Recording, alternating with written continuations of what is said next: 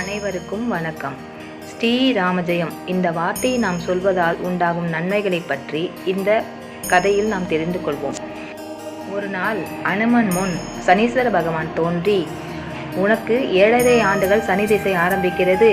இன்றிலிருந்து நான் உன்னை பிடிக்கப் போகிறேன். எனவே உன் உடம்பில் ஒரு இடம் கொடு என்று கேட்டாராம். அவ்வாறு சனி பகவான் கூறியதும் அனுமன், சுவாமி, தங்களுக்கு என் கைகளில் இடம் கொடுக்கலாம் என்றால் சேது பாலம் கட்டும் பணியில் இருக்கிறேன். என் கால்களில் இடம் கொடுக்கலாம் என்றால் தங்களை அவமதித்தது போல் ஆகும்.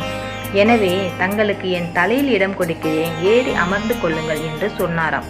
உடனடியாக சனி பகவான் அனுமன் தலையில் ஏறி அமர்ந்து கொண்டாராம். அவ்வளவு நேரம் சிறிய கற்களை தூக்கிய அனுமான் சனி பகவான் அவர் தலையில் ஏறி உட்கார்ந்து கொண்டதும் பெரிய பெரிய பாறைகளாக எடுத்து தன் தலையில் வைத்து கொண்டாராம். அதன் பாரம் தாங்க முடியாத சனி பகவான் உடனடியாக கீழே குதித்து விட்டாராம். என்ன சுவாமி, 7.5 ஆண்டுகள் என்னை பிடிக்கிறேன் என்று சொல்லி ஏறி உட்கார்ந்தீர்கள், ஆனால் சிறிது நேரத்திலே இறங்கிவிட்டீர்களே என்று அனுமான் கேட்டாராம்.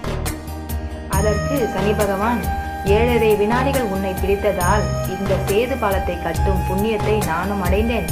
எனவே உனக்கு என்ன வர வேண்டும் கேள் என்று சொன்னாராம். ராமநாமத்தை யார் பக்தி சிரத்தையுடன் பாராயணம் செய்கிறார்களோ அவர்களை தங்கள் சனிதிசை காலத்தில் தாங்கள் எந்த துன்பமும் கொடுக்காமல் காத்தருள வேண்டும் என்று அனுமன் வரம் கேட்டாராம்.